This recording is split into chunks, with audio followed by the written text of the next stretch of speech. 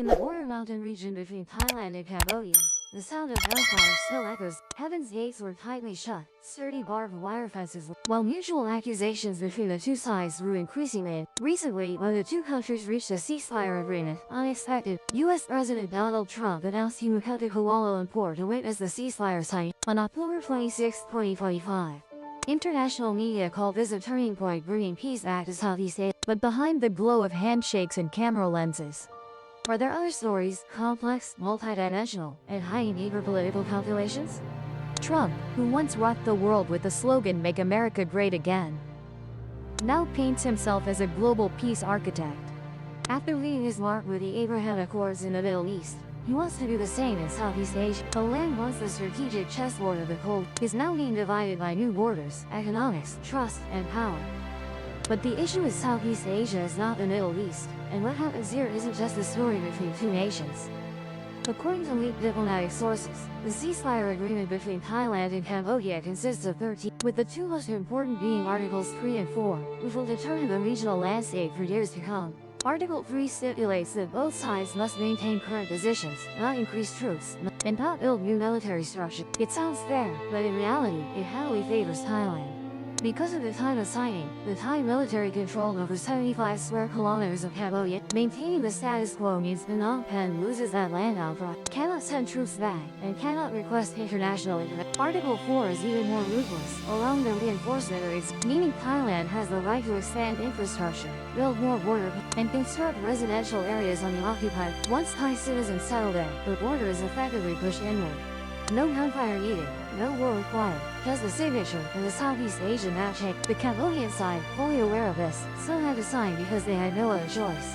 A small, weak country can survive is surrounded by strong friends.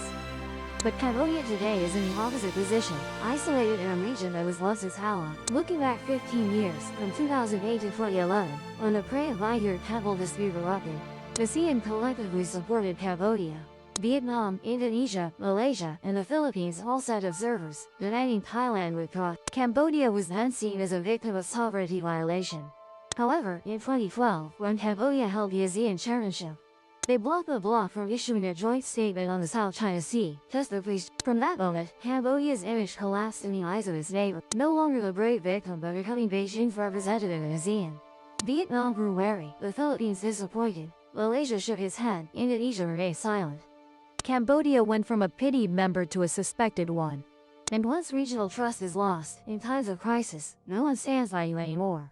Over a decade, China poured billions of USD into Cambodia. From economic zone infrastructure to non-refundable aid. Ream Port, where Beijing has military usage rights, became a symbol of dependency. People say Ream is no longer Cambodia's port, but China's arm reaching into the Gulf of Thailand. That makes both the West and ASEAN vigilant. For Vietnam, is a strategic threat. For Thailand, is a reason to strengthen the military at the border. SA warning that Beijing is taking another step into the region. When conflict erupted at the border in early 2025, Cambodia expected China to speak up in its defense. But Beijing only issued a brief statement, urging both sides to act. No aid, no strong statements, no intervention, just cold silence. When needed, Cambodia realized it was merely a pawn in China's strategic chessboard. In that context, Donald Trump appeared as a savior. In reality, he was just seeking a diplomatic victory to leverage his re-election campaign in the U.S.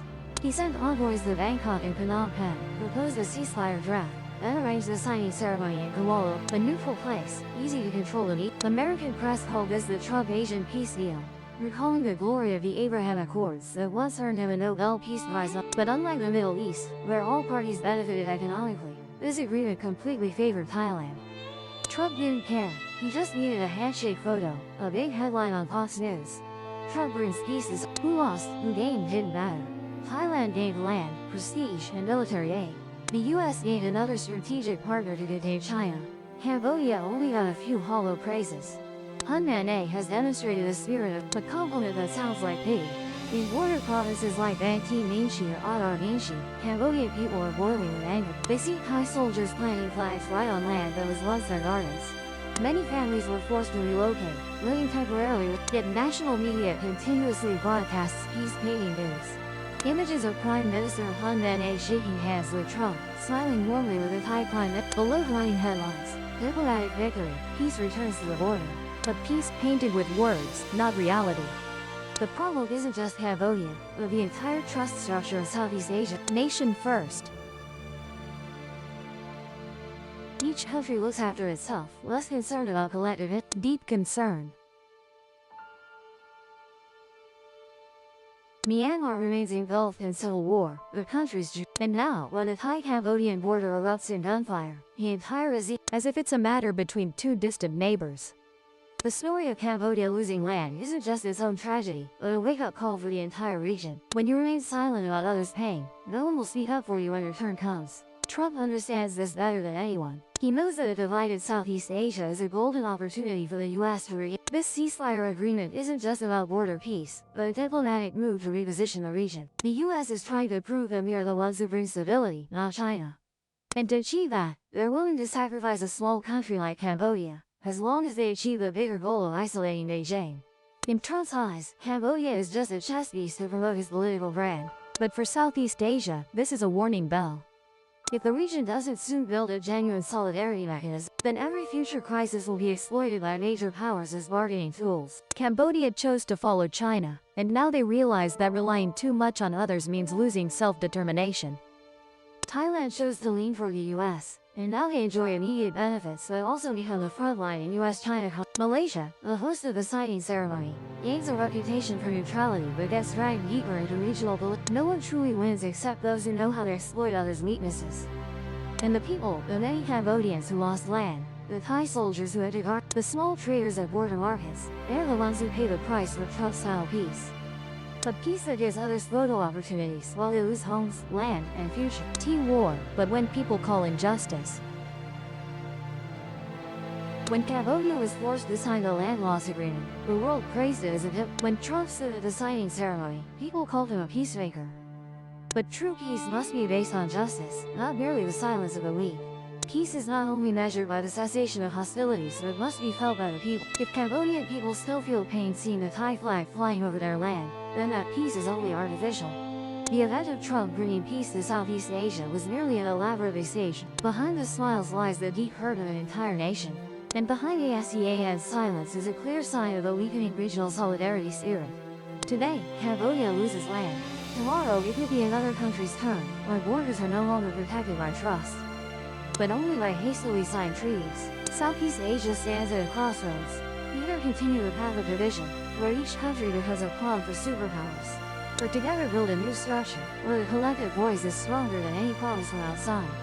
For as a veteran diplomat once said, peace does not come from handshakes, but from nations seeing themselves in each other. If Southeast Asia forgets that, then Trump's style of peace will repeat, this time in Cambodia, next time possibly anywhere. Vietnam, Laos, or even Thailand. And then people will say again, we need peace, but is it the kind of peace constructed for the press, or the real peace built with justice and trust?